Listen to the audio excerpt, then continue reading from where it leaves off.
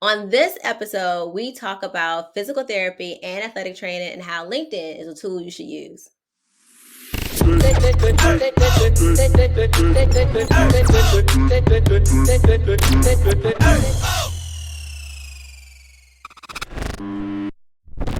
Welcome to another episode of Inside the League. I have with me a very special guest today, Vanessa Brooks, who is physical therapist and athletic trainer of the OKC. Thank you so much, Vanessa, for joining me.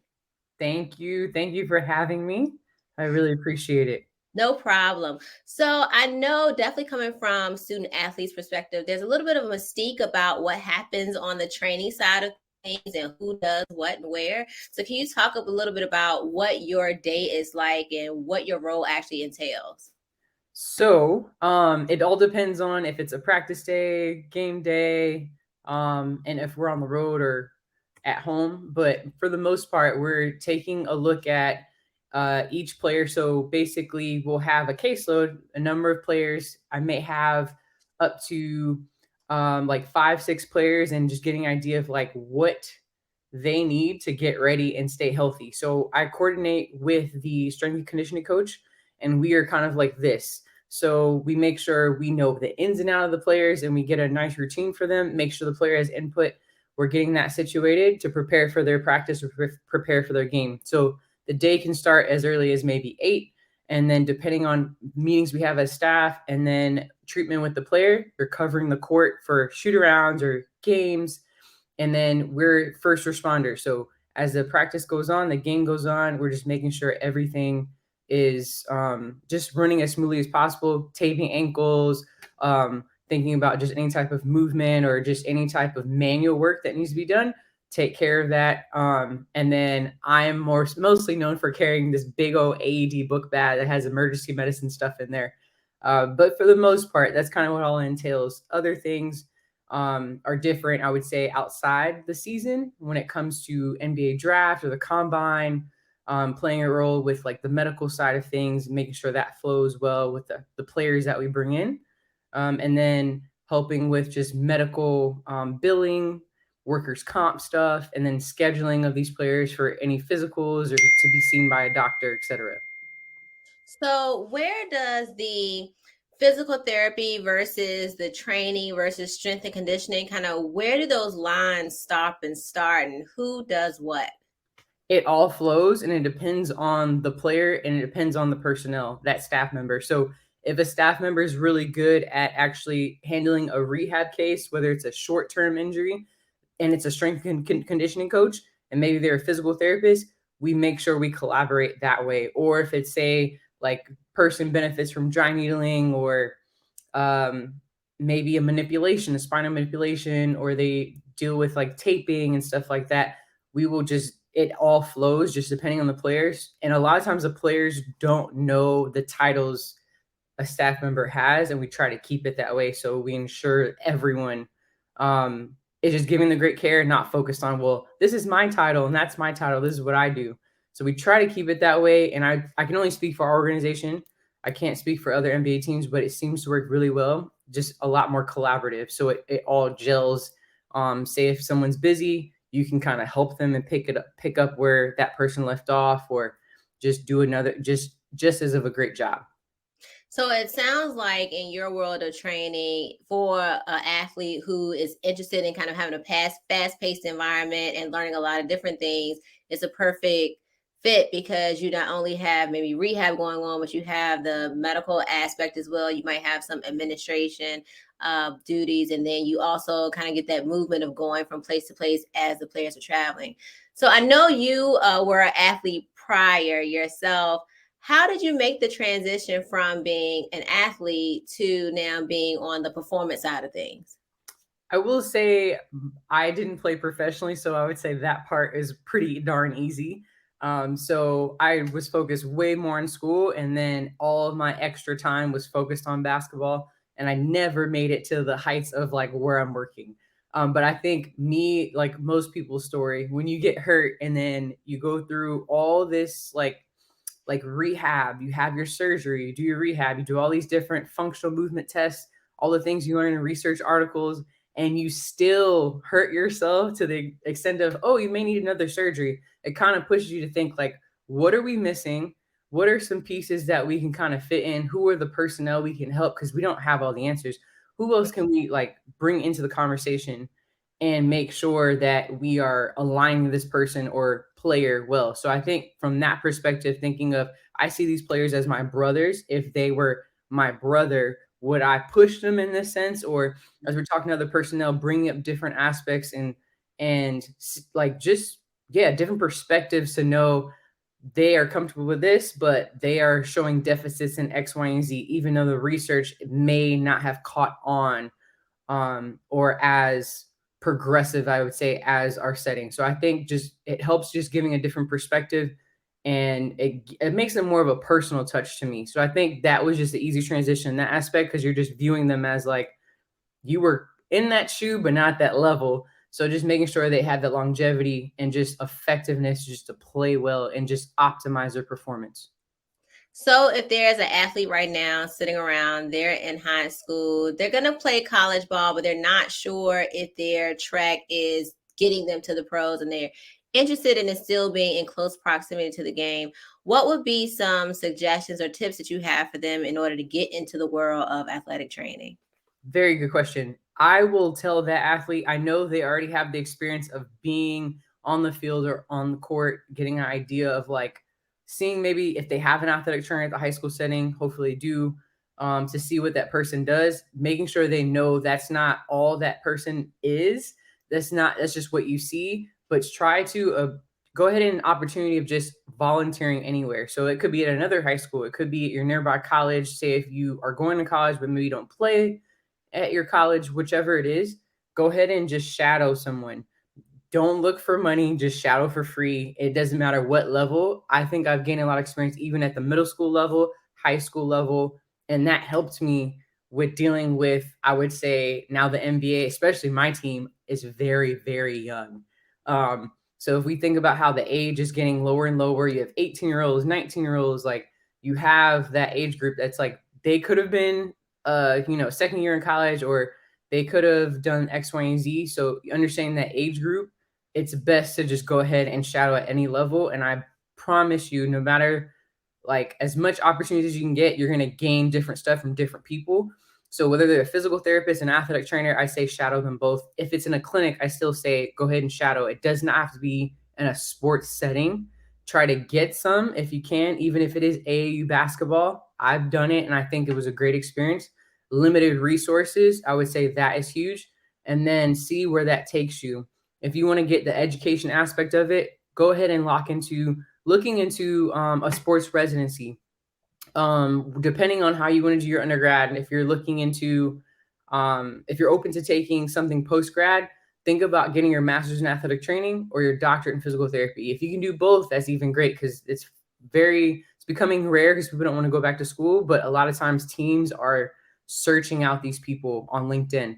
So it leads me to say, have a LinkedIn. A lot of things are on LinkedIn, whether it's the NFL posting internships, word of mouth for like NBA stuff. NBA doesn't usually post like internships, but sometimes following that person, messaging that person, things may open up, a conversation may start, relationship may start, and hopefully land like an internship process that you can actually be with a G League team or a parent NBA team and shadow that way. So there's different ways. Everyone's path is different, but just do whatever it takes to get any type of opportunity instead of thinking if it has to be in the NBA or it has to be in the NFL. Think locally and it will take you very far. Those are really great tips. I was going to ask you, because I know you kind of go out your way to post internship opportunities when you see them.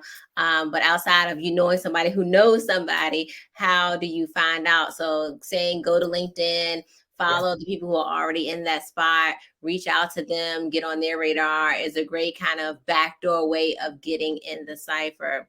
Talk a little bit about your journey and how you even got to where you are today.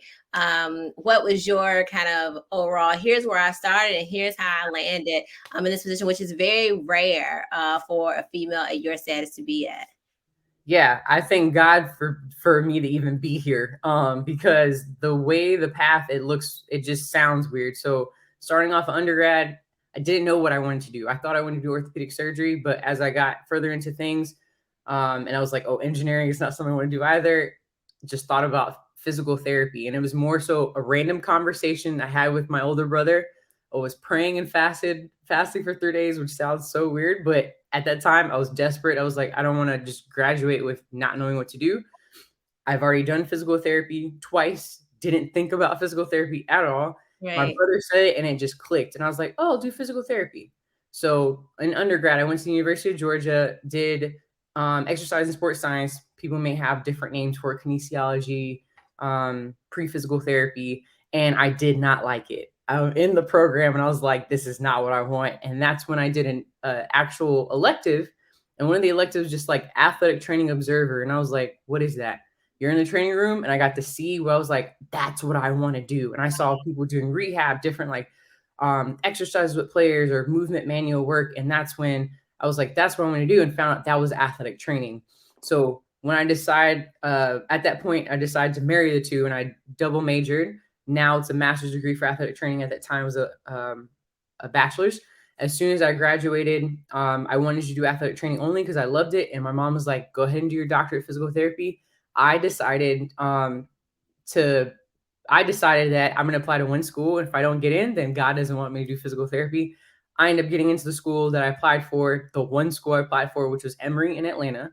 While I'm in that program, I realized the curriculum was very easy at first because I did all my athletic training. So I was just like, man, what do I do? That's when I realized, let me go ahead and take my board exam for my athletic training. So while I did that, I became a certified athletic trainer my first semester, but then I couldn't fit time to work. So at that point, I was like, let me observe. It's a Division III school. And I could have said, well, it's not Division I, it's not pro sports, I'm not going to shadow or anything. I just reached out a random, I was getting a lot of no responses. So that's another thing I'm telling students. Keep messaging, keep messaging. I was emailing, didn't get a response. Hey, can I shadow? Hey, can I come to the training room? Nothing. But I just walked up to the training room and I'm like, if they just reject me, they reject me. But I just want to ask, like, hey, can I please just be a fly on the wall? And they let me be a fly on the wall, which is great. I didn't get to treat players, but I was able to observe and see things. I didn't realize that relationship helps me with like any future things. I unfortunately couldn't take those, but it helps, like, say if there was a high school job opening, etc. Even though I was in school, at least, they brought up my name, which was nice of them. Just because of work ethic, and I was just cleaning tables. Just that's all I did, clean tables. But by the time I did my clinical rotations in physical therapy, when I returned, the way our program is, our last year, we stay in town and we do research and stuff like that. That's when I finally took a job in Atlanta Public Schools as a head athletic trainer while I was still in school, because they were like, you can do this. We really want you to be like basically an example for Blacks, because I mean, there's barely many Black athletic trainers working in high schools.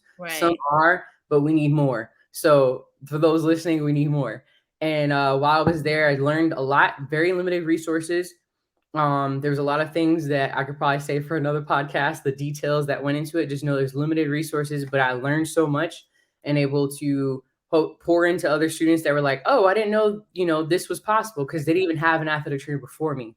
So I think that was great. And while I was doing that, graduated from PT school, still kept that high school job, added on a level 1 trauma center, ortho trauma physical therapy job at Grady Hospital in Atlanta. That was a great experience. And while I was there, I realized I was like, I want to make sure I can kind of grow into the sports a little bit more. So I applied for a sports residency at Duke University, got in, so moved to North Carolina, did that for a year. That was a whole experience in itself. That's when I got to see, I was the only Black woman in the entire clinic. There were about No. 35 physical therapists. There was one Black guy. I was a Black female. I told them my goals. I said, I want to work and hire sports. And I told them, and they, not to just shout out their program, but long story short, there was no one before me in the NBA that was a physical therapist, athletic trainer, that was a Black female. So by all means, statistics shows, what are you saying? I think that's a lofty goal, don't you think? Right. So Right. at that point, finished the program, still learned a lot. And it was more of like, either I work here at Duke or move on to a sports fellowship. while this is all happening, why I'm a big believer in LinkedIn, I've been like hitting people up on LinkedIn, no responses, nothing. That's when I think at the time you can do the follow button. So I'm just following people, looking up their journey. And that's another reason why I'm like, get LinkedIn. I Mhm. received a message at that point, was the medical director of an NBA team, and said, "Hey, Vanessa, I see your goals that you've listed on your profile. Here's my phone number. See, let's talk about your future." I Wow. thought it was spam. I was in Raleigh, North Carolina, sitting in a hairstylist chair getting my hair done. I read the message and I was like, man, LinkedIn has spam now. I was like, we need to check that out. And I was like praying about it. I was like, let me just check who it is. It was a medical director in the NBA. And I was like, oh, wow. Called the person back. From then, it reached into like he was watching me this whole time and kept watching me, gave me some great advice about, you know what, I think based on your experience is great, but let's go ahead and do a sports fellowship. That's the reason why I did that. Don't Mhm. recommend everyone has to do that, but I went to Wake Forest for that. It was an amazing experience, great autonomy. I had a lot of like players on my caseload, rehab cases where there's an ACL or groin injuries, and then covering practice. So that's where I got to see the blend of the physical therapy and athletic training, and then Mhm. blended into the sports medicine program where they had chiropractors and DOs and sports psychologists, and be able to handle just that collaboration and understand that everyone plays a role. So I think that helped me when it came to this being here, that program in itself. Closer to the time of ending the program, that's when actually other NBA teams actually started contacting me. Okay. And that's when I was like, oh, this is getting interesting. Real. Yeah, I was like, I'm very surprised. And I know they know I existed. And so it wasn't that they're offering me any jobs yet. It was just more of like interest, just say, hey, how are you doing? Mhm. But another thing received, like, I think you should aim for college. I won't shout out the person who said that, but in the program, I think you should aim for college because I think, and even that point, like the previous program didn't think college was even a goal for me. So Right. I said, like, I still want to do pro sports. It's like, I think you should look, I think you should do college. And for those who are believers, don't know, I'm a believer. And I remember telling that person, like, I didn't hear God tell me that. If Mhm. God tells me otherwise, so be it. I want to be obedient, but not sell God short. So it will happen when it needs to happen. I knew we're getting towards the end of the program, and I know they want the program to look good. So I need to get hired somewhere. And so at the point of time, I was going to interview for a college because at the point it's like, I'll interview. And then I end up getting a job offer, didn't even apply, got a job offer with the team I am with now.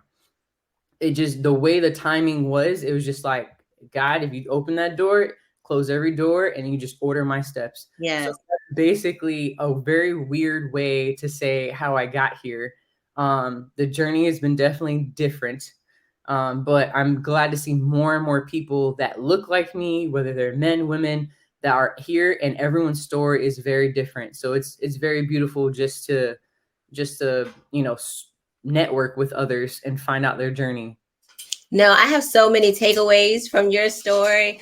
One, I think oftentimes as an athlete, especially as young athletes, you don't realize how your immediate skill set parlays into what you already know because you feel like I've been playing so long, I've just been practicing, I've been going to the gym, and so I don't have any other thing that I'm familiar with. But you don't realize you're in proximity to all of these positions all the time that are outside of just what you do on the field. And so thinking a little more strategically about how good you are, right? So that you can see yourself in these other positions.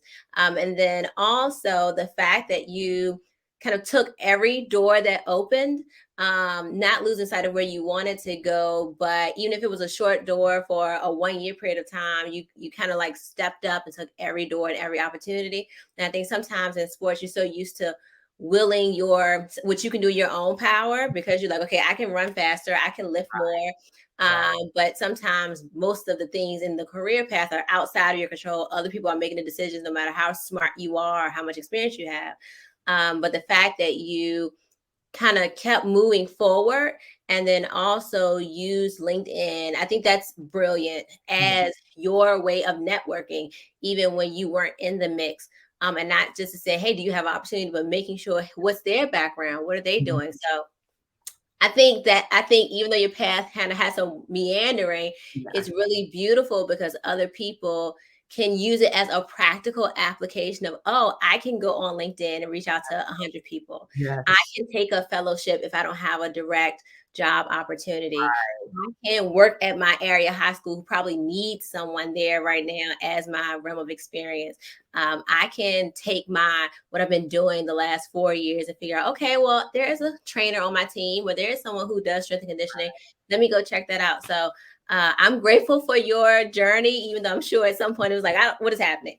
I Yes. think I it's a thank really God. good case Yes. study for other people to look and say, oh, that's a practical way for me to get there. So I thank you and I really appreciate it.